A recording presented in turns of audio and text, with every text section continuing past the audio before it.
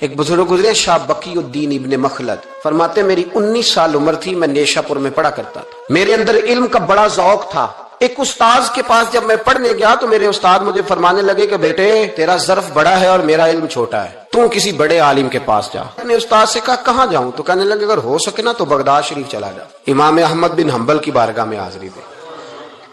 وہ حدیث کے حافظ ہیں، آج بھی آپ ان کی مسند امام احمد دیکھیں، جو حدیث کا طالب علم ہوتا ہے اسے مزہ آ جاتا ہے پڑھنے پر۔ کیا بات ہے امام احمد بن حنبل کی، انہوں نے اللہ نے اعزاز دیا کہ آج بھی مکے اور مدینے میں امام احمد بن حنبل کے مذہب پر فتویٰ دیا جاتا ہے، وہاں کے لوگ حنبلی کہلاتے ہیں، اتنی اللہ نے انہیں شان عطا فرمائی۔ کہتے ہیں میں نیشا پور سے نکلا جب تو بحری رستے کے لیے میں آنے لگا یہاں، جب جہاز میں بیٹھا نا تو رستے میں طوفان آ گیا، طوفان اس تیزی کے ساتھ آیا اور اتنے دن جاری رہا کہ ہمارے جہاز کی سمت ہی بدل گئی، ڈائریکشن ہی بدل گئی، گویا جانا ادھر تھا تو جہاز کا منہ ادھر ہو گیا۔ فرماتے جا کے کسی کنارے ہم اترے، یہ دیکھیں جو لوگ طالب علم جاتے تھے، فرماتے وہاں جا کے اترے، وہاں پتہ چلا کہ جس جزیرے پہ ہم اترے ہیں یہاں سے اگر پیدل جائیں گے تو 1.25 مہینے میں بغداد پہنچیں گے، اور فرماتے ہیں کہ پیسے بھی کوئی نہیں، ختم ہو گئے۔ اب میں وہاں سے اترا، پتے کھاتا، 1.25 مہینہ لگا اور میں بغداد شریف پہنچا۔ اور جب پوری جدوجہد کر کے وہاں پہنچ گیا نا تو پتہ چلا کہ امام احمد بن حنبل کا تو مدرسہ ہی بند ہو گیا، ان کے تو جمعہ پڑھانے پہ پابندی لگ گئی ہے، وقت کا بادشاہ ناراض ہو گیا، اس کا مطلب ہے وہ بھی سیاسی باتیں کرتے ہوں گے، ناراض ہو گیا، اس نے پکڑ کے آپ کو جیل میں ڈال دیا۔ تو امام صاحب تو پڑھاتے ہی نہیں، فرماتے میں اب تلاش کرنے لگا کہ مجھے پتہ چلے امام صاحب کہاں قید ہیں۔ بتایا گیا کہ ان کو ان کے گھر کو جیل، سب جیل قرار دے کے نظر بند کر دیا گیا، اور گھر کے چاروں کونے میں پولیس کھڑی ہے۔ امام احمد بن حنبل رحمۃ اللہ تعالی علیہ کے وہ شاگرد شاہ بقی الدین صاحب فرماتے ہیں کہ میں جب وہاں پہنچ گیا، وہاں پہنچ کر کے میں نے لوگوں سے کہا کہ تم نا قریب نہ جانا، بس مجھے بتا دینا کہ امام صاحب کا گھر کہاں ہے۔ تو کہتے ہیں ایک شخص نے مجھے کہا کہ میں انگلی کا اشارہ نہیں کروں گا، آنکھ کا اشارہ کروں گا، کیونکہ حالات بڑے خراب ہیں۔ کہتے ہیں اس نے آنکھ کے اشارے سے بتایا کہ وہ سامنا گیٹ امام صاحب کا ہے۔ کہتے ہیں میں واپس آ گیا، اب ساری رات سوچتا رہا کہ امام صاحب کے گھر تعلیم حاصل کرنے کیسے جانا ہے۔ فرماتے ہیں پھر مجھے ایک تجویز سمجھ میں آئی، صبح جب میں نے اٹھا تو میں نے سر سے پگڑی اتاری، اپنے بالوں میں ہاتھ ڈال کے بال بکھیر دیے، چاروں جانب بکھر گئے، زلفیں رکھی ہوئی تھی۔ فرماتے ہیں پھر میں نے اپنی قمیض کو تھوڑا سا ایک جگہ سے پھاڑا، تھوڑا سا دوسری جگہ سے پھاڑا، ٹخنوں کے قریب کر کے کہتے ہیں میں نے جا کے تھوڑی سی تہمت کو بھی پھاڑا، ہاتھ کے اندر میں نے کاسا پکڑا جیسے فقیر مانگنے والے پکڑتے ہیں۔ اب تو فقیر کہتا نا اللہ بھلا کرے، اللہ بھلا کرے، تو اس زمانے میں کہتے تھے اجرکم علی اللہ، اجرکم علی اللہ، تمہیں اللہ اجر دے، تمہیں اللہ۔ کہتے ہیں یہ وظیفہ میں نے اچھی طرح پکایا، نظریں میں نے جھکا لی، پھٹے پرانے کپڑے پہن کے نا تو بغداد کی گلیوں میں، بغداد کی گلیوں میں تیری تلاش میں پھرا میں جنگل، پہاڑ اور دشت میں۔ کہتے ہیں بغداد کی گلیوں میں کبھی ادھر کبھی ادھر، میں نہ وہ لیے نہ کاسا، میں گھوم رہا ہوں، پھر رہا ہوں، تینوں لب دیا آپ گواچے۔ کہتے ہیں میں ڈھونڈتا پھر رہا ہوں مجنو بن کے وچ بازاراں، کدی ککھاں وانگ رلائے، کدی کہایا کنبا سارا، سر نیزے اتے چڑھائے، آزم یار مناؤن دی خاطر اساں کی پیس وٹائے۔ فرماتے ہیں کہ وہ کاسا لیے تو میں نکلا، سپاہی کھڑے تھے، ان سے بھی میں نے کہا اجرکم علی اللہ۔ کہتے ہیں ایک دینار انہوں نے بھی میرے کاسے میں ڈالا۔ پھر امام احمد بن حنبل کا دروازہ آیا تو میں نے دروازے پہ کھڑے ہو کہا اجرکم علی اللہ، اجرکم علی اللہ، اجرکم علی اللہ۔ کہتے میرا جوش ہی بدل گیا۔ امام صاحب نے جھٹ سے دروازہ کھولا، خوبصورت امامہ اور خوبصورت چہرہ، کہتے ہیں ان کا چہرہ دیکھا تو میرے آنسو ہی بہہ گئے، اور امام صاحب نے جب ایک دینار میرے پیالے میں ڈالا تو میں رو پڑا۔ میں نے کہا بغداد کے بادشاہ، او میرے محبوب کے علم کے وارث، میں بھیک مانگنے نہیں آیا، میں تو رسول اللہ کی حدیث سننے آیا ہوں، مجھے نہ آپ نے خیرات نہیں دینی، بس مجھے ایک حدیث میرے نبی پاک کی روز پڑھا دیا کریں، ایک حدیث، ایک حدیث۔ یہاں تو ہر جمعہ پڑھائی جاتی ہے نا، وقت نہیں ہوتا، لوگ دیر سے آتے، کہا ایک حدیث آپ نے پڑھانی ہے۔ شاہ بقی الدین صاحب کہتے ہیں امام صاحب نے میرا چہرہ دیکھا تو خوشی سے کھل اٹھے، فرمانے لگے تو کیسے آئے گا؟ کہ حضور بھکاری بن کے میں خیرات مانگنے آؤں گا، یہ بھی تو خیرات ہی ہے نا، مصطفیٰ کریم کے نام کی خیرات مانگنا۔ حضور آپ نے ایک حدیث پڑھانی ہے، سنیں۔ شاہ بقی الدین کہتے ہیں میں پورا سال بھکاری بن کے جاتا رہا، یہ جذبہ، یہ شوق، پورا سال بھیک مانگنے کی غرض. یہاں تو ہمیں اپنے علماء میں کمزوریاں نظر آنے لگ جائے. کہتے سب ٹھیک ہے جی، وہ ایک بات نہیں ٹھیک، لہذا چھٹی، میں اب خود بہت بڑا محدث ہوں، مجھے کیا ضرورت. یہ کمزوری ہے. اس لیے اخلاقی رویے لوگوں کے مضبوط نہیں رہتے. اس لیے دنیا داری کی ساری باتیں آتی ہیں پر دین نہیں آتا، کیونکہ ہمارا وہ شوق نہیں، وہ انداز نہیں. ہم کون بھکاری بننے کو تیار ہے؟ جب لوگ کاسا پکڑتے تھے تو پھر رسول اللہ کے دین کی خیرات بھی اس میں آیا کرتی. اب کوئی کاسا ہی نہیں پکڑتا تو خیرات کیسے آئے؟ تو لوگ بحث کرنے آتے، گفتگو کرنے آتے، لینے کون آتا؟ حضرت شاہ بقی الدین کہتے ہیں میں پورا سال جاتا رہا. امام احمد بن حنبل مجھے فرماتے یار میں بھی سوچتا تھا کہ کہیں میرے علم کو زنگی نہ لگ جائے. دیکھو اللہ نے فضل کیا ہے، مجھے ایک طالب علم عطا فرما دیا ہے. فرماتے ہیں پورا سال میں جب ان کے دروازے پہ جاتا تو ایک دھیلا بھی ڈال دیتے اور مصطفیٰ کی ایک حدیث بھی سنا دیتے. اور فرماتے ہیں دنیا ساری پڑھتی ہے پر ہمارے پڑھنے کا استاد انداز یہ تھا کہ استاد پہلے امامہ باندھتے، جبہ پہنتے، اور اس قید میں نظر بندی کے عالم میں جب وہ نبی پاک کی حدیثیں سناتے تو ان کی آنکھیں آنسوؤں سے بھر جاتی، وہ روتے ہوئے تڑپتے ہوئے حدیث سناتے، اور میں بھی اسی درد سے وہ بات وصول کرتا. فرماتے ہیں سال گزر گیا، حکمران مر گیا، فوت ہو گیا، نیا بادشاہ آیا. اس نے خود امام احمد بن حنبل کو بڑا مدرسہ بنا کے دیا. اس نے بڑی جامع مسجد میں امام صاحب کے خطبہ جمعہ کا بندوبست کیا. فرماتے ہیں ہزاروں طالب علم کئی ملکوں سے امام صاحب کے دروازے پر آ کے بیٹھنے لگے. فرماتے ہیں جب میں بھی پہنچا نا تو امام فرمانے لگے تو ذرا آگے آ جا. کہتے میں آگے آیا تو فرمانے لگے بھی علم تمہیں بھی دیتا ہوں، تمہیں بھی پڑھاؤں گا. معین الدین چشتی رحمت اللہ علیہ کی خانقاہ میں بیٹھا تھا. اچانک ایک تاجر، ایک دنیا دار شخص آیا. حضرت خواجہ معین الدین چشتی رحمت اللہ تعالی علیہ کے سامنے بیٹھے ہوئے آپ کے ایک مرید شیخ علی علیہ رحمہ جن کا نام تھا، ان کی طرف وہ تاجر تیزی سے بڑھا اور شیخ علی کا گریبان پکڑ لیا. میرے پیسے کب دو گے اور کتنے وعدے کرو گے؟ لاؤ میری رقم واپس کرو. حضرت خواجہ معین الدین چشتی رحمت اللہ علیہ ساری صورتحال سے بے خبر تھے. جلدی سے اٹھے اور اٹھ کر کے اس تاجر سے کہا کہ معمہ کیا ہے، بات کیا ہے؟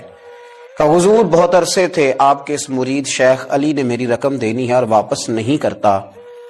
خواجہ صاحب علیہ رحمہ نے شیخ علی کی طرف دیکھا اور فرمایا یہ معاملہ کیا ہے؟ عرض کی حضور غریب ہوں، کمزور ہوں، تنگ دست ہوں، قصدن ایسا نہیں کر رہا، اس سے کچھ مہلت لے چکا ہوں، وہ ختم ہوئی، اب اور مہلت کا سوالی ہوں اور یہ مجھے مہلت دینے کو تیار نہیں ہے. خواجہ اجمیر علیہ رحمہ نے اس تاجر کی طرف دیکھا اور فرمایا غریب ہے، مجبور ہے، اس وقت تنگ دست ہے، اس کو کچھ مہلت دے دو، یقیناً تمہاری رقم لوٹا دے گا. اس نے حضرت خواجہ علیہ رحمہ کے ساتھ بھی توہین آمیز لہجہ معاذ اللہ اختیار کیا. ابھی لے کر کے جاؤں گا، پوری رقم لے کر کے جاؤں گا، ورنہ نہ صرف یہ کہ اسے رسوا کروں گا بلکہ میں اسے بازاروں میں کھینچوں گا. خواجہ قطب علیہ رحمہ فرماتے ہیں جتنے لوگ وہاں بیٹھے تھے ان سب کی طرف جب شیخ علی دیکھتے تو کمزور پڑتے، روتے. میرے پیر بھائیوں کے بیچ آ کر سرے عام اتنے لوگوں میں میری اتنی رسوائی کر ڈالی. خواجہ اجمیر نے اپنی اس مرید کی آنکھوں میں جب آنسو دیکھے تو بڑا ہی دل نرم ہوا. اس کو کہا کچھ مہلت دے دے. اس نے کہا نہیں مجھے تو ابھی اپنی رقم چاہیے. خواجہ صاحب رحمت اللہ علیہ نے زمین پر چادر بچھائی، چند سکے جیب سے کیا نکالے تھے کہ اللہ تبارک و تعالیٰ نے بھرے خزانوں سے دولت عطا فرمایا. یہ ہے تمہاری رقم، اٹھاؤ اور لے جاؤ. تمہیں فقیروں کو اس طرح رسوا نہیں کرنا چاہیے تھا. تمہیں خانقاہوں میں بیٹھے ان سادہ اور کمزور لوگوں کے ساتھ یہ رویہ روا نہ رکھنا چاہیے تھا. یہ کہا اس شخص نے پیسے اٹھانے شروع کیے اور اٹھاتے اٹھاتے نا جب اس کی نظر زیادہ مال پہ پڑی تو کچھ زیادہ پیسے بھی اٹھا لیے. ذرا نظر بچا کے دیکھتا کہ خواجہ صاحب دیکھ تو نہیں رہے، کچھ زیادہ رقم ہتھیائی اور وہ چلتا بنا. حضرت خواجہ علیہ رحمہ نے شیخ علی کو تھپکی دی. فرمایا اللہ نے تمہاری عزت رکھی پر ایک بات میری یاد رکھنا، جب بھی بھروسہ کرنے کو دل ہوا، جب بھی کسی طرف سہارا ڈھونڈنے کا دل ہوا تو یا خدا کی طرف دیکھنا یا محمد مصطفیٰ کی طرف دیکھنا صلی اللہ علیہ وسلم. یہ کیا درویشوں کا کیا کام کہ وہ دنیا داروں سے پیسے لے اور دنیا داروں کے ساتھ معاملات کرے. تمہاری یہ روش اچھی نہیں لیکن اللہ نے تمہارا وقار رکھا. خواجہ قطب کہتے ہیں وہ بات تو ختم ہو گئی لیکن شیخ علی کے چہرے پر کئی دنوں تک افسردگی رہی. وہ ان سب لوگوں کو پلٹ پلٹ کے دیکھتے جن کے سامنے آ کے اس نے گریبان پکڑا تھا تو بیچاروں کی طبیعت بگڑتی, دل پہ افسوس ہوتا, اس کو ایسا نہ کرنا چاہیے تھا, میری غریبی کا یوں مذاق نہ اڑاتا. کہتے ہیں چند ہفتے گزرے تو اس تاجر کو ہم نے دوبارہ خواجہ صاحب کی خانقاہ میں داخل ہوتے دیکھا, لیکن اب کہ وہ بڑا ہی پریشان آیا, اب کہ وہ بڑا ہی افسردہ آیا, اب کہ وہ آیا تو ہانپتا کامتا تڑپتا آیا, چادر بڑی ساری اوڑھ رکھی ہے. آتے ہی حضرت خواجہ کی خدمت میں بیٹھا, تڑپ کے رونے لگا, کہنے لگا اجمیر کے بادشاہ بھول گیا تھا, معافی ہو سکتی ہے, غلطی ہو گئی تھی, درگزر کا سوالی بن کے آیا ہوں. عطائے رسول ہند الولی غریب نواز رحمت اللہ تعالی علیہ فرمانے لگے, پہیلیاں نہ بجھا, جو بات ہے اس کو کھول کر کے بیان کر. فقیر تیری ہر بات سننے کو اور درگزر کرنے کو تیار ہے. اس نے اپنا ہاتھ چادر کی اوٹ سے نکالا تو کہنے لگا حضور خشک ہو گیا, اٹھتا ہی نہیں, حضور تکلیف میں ہوں, آزمائش میں ہوں. ہوا دراصل یہ تھا کہ میں نے نا وہ میں نے سکے اٹھاتے اٹھاتے نا آپ سے نظر بچا کے کچھ زیادہ اٹھا لیے تھے, تو آپ کی ناجائز دولت, میں نے آپ کی دولت کو ناجائز حاصل کر لیا تھا, تو حضور اس سبب سے میرا ہاتھ شل ہو گیا, مجھے اتنے لینے چاہیے تھے جتنے میرے بنتے تھے, میں نے ناجائز پیسے لے لیے. خواجہ اجمیر فرمانے لگے دنیا دار ہے تو ابھی تک دنیا داری میں ہی اڑا ہوا ہے, تو دنیا دار ہے تو ابھی تک تیرا خیال سکوں میں, پیسوں میں, دھیلوں اور اشرفیوں میں اڑا ہوا ہے. فرمانے لگے مجھے پتا تھا تو زیادہ اٹھا رہا ہے, لیکن فقیر کے پاس جو خزانے ہیں وہ اس کے ذاتی نہیں, وہ رب کریم کے دیے ہوئے ہیں. اللہ کے خزانوں میں سے کوئی لے گیا تو لے گیا, لیکن تو یہ کیا سمجھتا ہے کہ زیادہ سکے اٹھانے کی وجہ سے تیرا ہاتھ شل ہوا ہے؟ یہ اس لیے تیرا ہاتھ خشک ہو گیا ہے کہ تو نے ایک فقیر اور درویش کو بھرے مجمع کے اندر رسوا کر ڈالا تھا. تیرا زیادہ پیسے لینے کی وجہ سے ہاتھ کمزور نہیں پڑا, بلکہ وہ جو تو نے اس غریب کے گلے میں ہاتھ ڈالا تھا اور اسے رسوا کر ڈالا تھا, تو کیا سمجھتا ہے وہ لاوارث ہے؟ اگر وہ کمزور ہے, تنگ دست ہے, تو بندہ تو رب کریم کا ہی ہے نا. جو تاجر, سیٹھ, نواب اور ذمہ دار کا رب ہے, غریبوں کا بھی وہی رب ہے, ان مسکینوں کا بھی وہی رب ہے, ان کمزوروں کا بھی وہی رب ہے.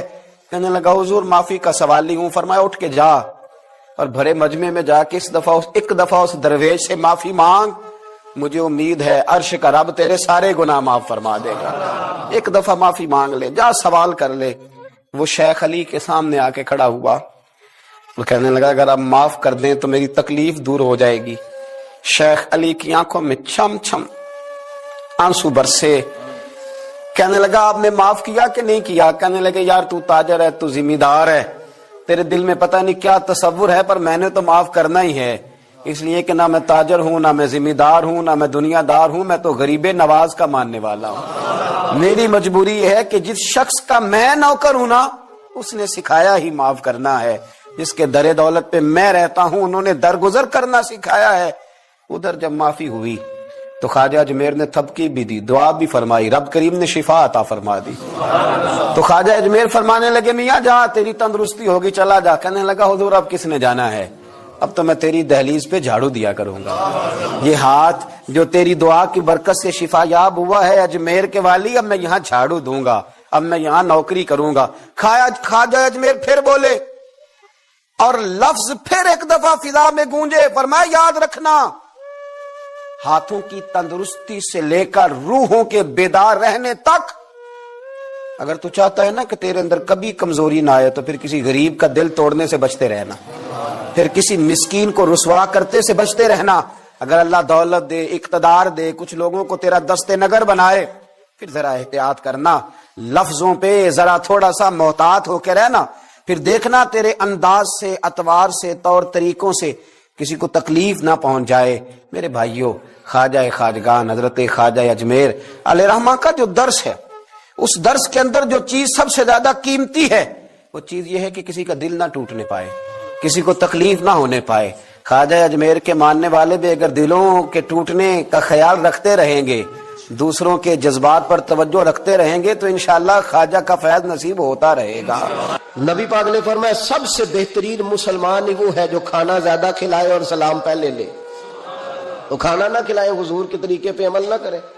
کہتے ہیں جی کچھ باتیں غیر شرعی آ گئی ہیں، کچھ باتیں لہذا عرس بند کر دینے چاہیے. یونیورسٹیوں میں لڑکے اور لڑکیاں اکٹھے پڑھتے ہیں، شرعی ہے کہ غیر شرعی ہے؟ بول کے بتائیں یار. تو یونیورسٹیاں بند کرانے کا فتویٰ کیوں نہیں دیتے مولانا صاحب؟ صرف عرس ہی بند کرانے ہے نا غیر شرعی یونیورسٹیوں کی تعلیم، کیونکہ لڑکیاں اور لڑکے اکٹھے نہیں پڑھ سکتے، اس لیے کہ نبی پاک علیہ السلام نے فرمایا جہاں مرد عورت اکٹھے ہو وہاں تیسرا شیطان ہوتا ہے. تو آپ ہر جمعے میں تقریر کیوں نہیں کرتے یونیورسٹیوں کے خلاف؟ ہر جمعے عرس کے موقع پر تقریریں کرتے عرس بند کرو. بھائی کسی جگہ کوئی غیر شرعی بات شامل ہوگی تو غیر شرعی چیز بند کرائی جائے گی. عرس بند نہیں کرایا جائے گا، ڈھول بند کرایا جائے گا، تماشے بند کرائے جائیں گے، فضولیات بند کرائی جائیں گی، غلط حرکتیں بند کرائی جائیں گی. عرس بند، عرس تو بیڑے بھائی فیض کا ذریعہ ہے، عرس تو فیض کا ذریعہ ہے، یہ کیے جائیں گے، یہ منائے جائیں گے. اولیاء اللہ کے تذکرے، اور دیکھو کان ادھر سے نہیں پکڑتے ادھر سے پکڑتے، کہتے ہیں ہم جی برسی کرتے ہیں.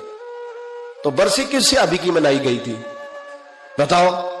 عجیب چکر ہے، لوگوں کو پریشان کرتے ہو، امت میں تفریق ڈالتے ہو. میرے عزیزو، رسول پاک علیہ الصلوۃ والسلام کے امت کے جو اولیاء ہیں ان کے آراس منائے جاتے ہیں، اس میں جو غیر شرعی چیزیں ہیں وہ بند کی جائیں گی، وہ نکالی جائیں گی، ختم کی جائیں گی. ہم ہر روز ہر موقع پر ان چیزوں کی مخالفت کرتے ہیں. اعلیٰ حضرت فاضل بریلوی رحمت اللہ تعالی نے فرمایا عرس پہ جاؤ قرآن پاک پڑھو. اب مرید یہ سمجھتا ہے کہ یہ پیٹی امرود کی لے جاؤں گا تو مجھے فیض زیادہ ملے گا، تلاوت نہیں کرتا پیر صاحب کے لیے، بالکل سپارہ نہیں کھولتا، یہ کام نہ مجھ سے کراؤ، وظیفہ نہ پڑھاؤ، درود شریف نہ پڑھاؤ، کہتا پیٹی ایک لے لو میرے سے امرود کی، اسی پہ گزارا چلاؤ. او خدا کے بندے کو حضرت مجدد الفسانی رحمت اللہ علیہ کا عرس ہوتا ہے. اب بھی جس کو موقع ملے جا کے ہندوستان میں سرحد شریف دیکھ لے، کوئی نعت نہیں، کوئی تقریر نہیں، صرف قرآن پاک پڑھا جاتا ہے. ان کے صاحبزادے کہتے ہیں میرے ابا جی کو قرآن پاک سے پیار ہی بڑا تھا، جو میرے والد کی قبر پہ آئے قرآن پاک پڑھے. بہت سارے مزاروں پہ ہم جاتے ہیں، میں جس علاقے کا سفر کرتا ہوں میرے اساں فرمایا کرتے تھے وہاں کا ولی اس علاقے کا سربراہ ہوتا ہے، پہلے اسے سلوٹ کرو. میں جاتا ہوں جس علاقے میں جاتا ہوں اس علاقے کے ولی کے مزار پہ جاتا ہوں. میں چشتیاں گیا، مہار شریف خواجہ نور محمد مہاروی رحمت اللہ علیہ کے مزار پر میں نے حاضری دی. آپ یقین کریں کلیجہ پھولوں کی طرح ٹھنڈا ہو گیا. جو جہاں غلطیاں ہیں وہ تو لوگ روز بیان کرتے ہیں، پر جہاں اچھائیاں وہ بھی تو بیان کرنی چاہیے نا. خواجہ صاحب کے مزار کی چاروں جانب بیٹھ کے بچے قرآن پاک کی تلاوت کرتے ہیں اور سارا دن قرآن پڑھا جاتا ہے. مدرسہ خواجہ صاحب نے زندگی میں قائم فرمایا میرا دل کرتا ہے میرے دائیں بائیں قرآن پاک پڑھا جائے. تو یہ بھی بات سناؤ نا، وہاں کی بھی تصویر چڑھاؤ، یہ بھی لوگوں کو بتاؤ کہ ایسے بھی دربار ہے جہاں سارا دن قرآن پڑھا جاتا ہے. یہ آپ کے پاکستان میں چشتیاں جا کے تجربہ کر لیں. لیکن لوگ اچھی باتیں بیان کرنے کو تیار ہے. وہ ایک ملنگ سجدہ کر رہا تھا تو میں نے کہا وہ جاہل ہے، وہ کرے سجدہ تو کرتا رہے، ہمارا اس سے کیا تعلق. علم کی بات کرو، کسی سمجھدار آدمی کی بات کرو. آپ ان پڑھ بندہ اٹھا کے لے آئیں گے اور دلیل بنائیں گے اس کو. میرے رسول پاک علیہ الصلوۃ والسلام کی امت کے اولیاء کے مزار پہ چادر چڑھائی جاتی ہے. بڑی ذمہ داری سے کہہ رہا ہوں، جس نے لڑائی کرنی ہو کوئی حرج نہیں، ہم پہلے بھی بڑا تیار رہتے ہیں باتیں سننے کے لیے. اعلیٰ حضرت سے پوچھا گیا قبر پر چادر چڑھانی جائز ہے؟ فرمایا صرف ایک. فرمایا اگر بوسیدہ ہو جائے، پھٹ جائے یا کسی کا بدلنے کا ارادہ ہو، ہوتا ہے نا تبرکن، وہ اتار لیتے ہیں. نہیں پھر فرمایا 2 چادریں قبر پہ چڑھانا جائز. یہ میرے اعلیٰ حضرت کا فتویٰ ہے. فاضل بریلوی فرمایا کرتے تیرا بڑا دل کرتا ہے نا تو تو اس چادر کے عوض 2 جوڑے خرید کے کسی غریب کو دے اور اس کا ثواب صاحب مزار کو دے دے. کتنی چادریں بولے؟ میں ایک جگہ پہ گیا تو اتنی قبر اونچی نہیں تھی جتنی چادریں تھی، تو میں نے ان سے کہا اتار دو، دلیل بھی دی، کوئی نہ ماننے لگے. اب ہر آدمی کا اپنا مزاج ہے نا سوچنے سمجھنے کا. وہاں ایک ملنگ بیٹھا تھا جو زیادہ ہی سادہ تھا، میں نے کہا اتار دے چادریں، بابا جی کو کون سی سردی لگ رہی ہے، اتنی چادریں ڈال دی، اتار دے. لیکن لوگ ماننے کو تیار نہیں ہوتے. ایک چادر چڑھائیں گے مزار پر، ہاں مزار پر پھول ڈالیں. میرے رسول پاک علیہ السلام گزر رہے تھے تو 2 قبروں کے پاس سے حضور کا خچر گزرا. خچر بدکا، حدیث بخاری ہے، خچر بدکا. سرکار اتر گئے، حضور نے فرمایا یہ خچر بلا کیوں بدکا ہے میرا؟ ان दो कब्रों पे अजाब हो रहा है, कब्रों के अंदर अजाब हो रहा था। जिस खच्चर पर हुजूर बैठ गए उसे भी अल्लाह गैब की नजर अता फरमा देता, उसे भी समझ आ गई कि अंदर अजाब हो गया। खच्चर पर हुजूर बैठे, हुजूर सल्लल्लाहु अलैहि वसल्लम ने फरमाया दो पर अजाब हो रहा है, और वजह क्या है? एक बंदा पेशाब के चीटों से नहीं बचता, दूसरा गीबत करता था, लिहाजा अजाब हो रहा है। बचना चाहिए ना इन दोनों चीजों से। मेरे हबीब पाक ने फरमाया दो टहनियां तोड़ के लाओ। दो टहनियां लाई गई, हुजूर ने कब्र पे डाल दी। फरमाया जब तक ये खुश्क नहीं होंगी कब्रों के अजाब में तखफीफ रहेगी। कब्र पे फूल डालने, फूल जब तक तरो ताजा रहेंगे अजाब में तखफीफ रहेगी। बात की समझ आ गई? अब तो लोग कहते हैं दलील दो जी, कब्र पे बैठ के कुरान पढ़ना जायज है। लो दलील सुन ले, मिशकात की हदीस है। मैंने कहा था जल्दी जल्दी में आपको सारी बातें से, मजमून ये बड़ा तवील है, हर पहलू पर बात खोल के की नहीं जा सकती। कब्र पर खड़े होकर कुरान पढ़ना या तिलावत करना या इसाले सवाब। सुनो, मिशकात में हदीस है, किताबुल ईमान में रसूल पाक पढ़िए दुरूद शरीफ सल्लल्लाहु ताला अलैहि वसल्लम। हुजूर सल्लल्लाहु अलैहि वसल्लम ने हजरत साद बिन माज का जनाजा पढ़ाया, फिर हुजूर कब्र पे खड़े हो गए और नबी पाक तस्बीह पढ़ने लगे, सुबहान अल्लाह वल्हम्दुलिल्लाह वला इलाहा इल्लल्लाह वल्लाहु अकबर। फिर हुजूर ने पढ़ा सुबहान अल्लाह वल्हम्दुलिल्लाह वला इलाहा इल्लल्लाह वल्लाहु। हजरत अनस बिन मालिक कहते हैं हुजूर के चेहरे का अचानक रंग बदला, आंखों में आंसू आए। हुजूर ने जोर से पढ़ना शुरू कर दिया सुबहान अल्लाह वल्हम्दुलिल्लाह वला इलाहा इल्लल्लाह वल्लाहु अकबर। कहते हैं हुजूर ने जोर से पढ़ा, आहिस्ता आहिस्ता महबूब के चेहरे पे खुशी आने लगी। जब हुजूर फारिग हो गए, दुआ मांगी, निकलने लगे तो अर्ज की या रसूलल्लाह ये क्या था? हुजूर फरमाने लगे तुम्हारे भाई की कब्र तंग हो गई, मैंने तस्बीह पढ़ी है तो अल्लाह ने उसकी कब्र को कुशादा कर दिया है। हुजूर फरमाते हैं बहुत लंबा तुम ना भी ना रोना, अगर मक्खी के या मच्छर के पर के बराबर भी तुम्हारे आंसू निकल गए ना, मैं अब इससे ज्यादा क्या आपकी बारगाह में बात अर्ज करूं। हुजूर फरमाते एक मक्खी और मच्छर के पर के बराबर भी तेरी आंख से आंसू निकल आया, शर्त यह है निकले रियाकारी के लिए नहीं, निकले अल्लाह की रिजा के लिए, उसकी खशियत में निकले। फरमाया अगर मक्खी के पर के बराबर भी तो रो पड़ा तो अल्लाह ताला तेरे लिए दोजख से आजादी लिख देगा। और नबी पाक सल्लल्लाहु ताला अलैहि वसल्लम ने बयान फरमाया है, हुजूर फरमाते जो अल्लाह के खौफ से रो पड़े ना, जिस तरह भैंस बकरी गाय के थनों से निकला हुआ दूध दोबारा थनों में नहीं ना जाता, इसी तरह जो रब की याद में रो पड़े वो दोजख में नहीं जाता। ये मिसाल देखें कैसी दी हुजूर ने समझाने की। अगर कभी रोना आए उसके लिए तन्हाई का इंतखाब करें, मजमू में नहीं। एक बंदे को हजरत उमर ने मजमे में रोता देखा तो फरमाया ये काम तो अकेले में करता, तेरे लिए बरकत वाला होता, तेरे आंसू निकले, तेरे रुखसारों पे बहे। और शेर खुदा तो शेर है ना, हजरत मौला अली शेर खुदा फरमाते हैं अगर तेरी आंखों से कभी आंसू निकले ना अल्लाह की याद में, हुजूर की मोहब्बत में, तो फरमाया उन आंसुओं को पूछना ना, उनको चेहरे से साफ ना करना, ये तो आंसू इस काबिल हैं कि तेरे रुखसारों पे रहे, ये तो रोशनी है तेरे चेहरे की, इनको पूछना ना। हजरत अली रदी अल्लाह ताला अन्हु नसीहत करते हैं इन्हें रहने दे, ये आंसू बड़ा कीमती है, ये निकला तेरी आंख से है पर किसी का हो के निकला है, निकला तेरी आंख से है पर किसी के लिए निकला, निकला तेरी आंख से है पर इसने तुझे बताया है कि तेरे वजूद में, तेरी धड़कनों में, तेरे जज्बात में किसी और का भी हिस्सा है। ये रब रसूल की रिजा के लिए छलका है। एक भी रोने वाला हो तो बाकियों का काम भी। सुनो ना, हदीस है बहकी शरीफ में, हजरत हैसम बिन मालिक रदी अल्लाह ताला अन्हु फरमाते हैं नबी पाक अलैहिस्सलाम खुतबा दे रहे थे, तकरीर फरमा रहे थे, हुजूर की बातें दिलों के मैल कुचैल उतारती चली जा रही। फरमाते एक शख्स नबी पाक अलैहिस्सलाम के सामने बैठकर हुजूर की गुफ्तगू सुन रहे थे, वो रो पड़े, सारी गुफ्तगू छोड़ के नबी पाक सल्लल्लाहु ताला अलैहि वसल्लम की तवज्जो उस शख्स की तरफ हो गई। हुआ क्या है? वो तकरीर सुनते, बात सुनते बस रो पड़े।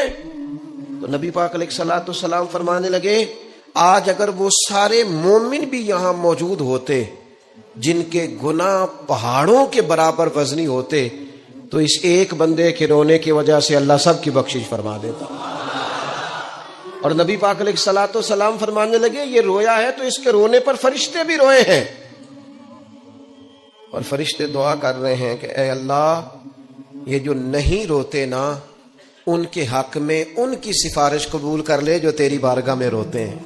توبہ رٹا لگانے کا نام تو نہیں نا، توبہ تو اللہ کو منانے کا نام ہے.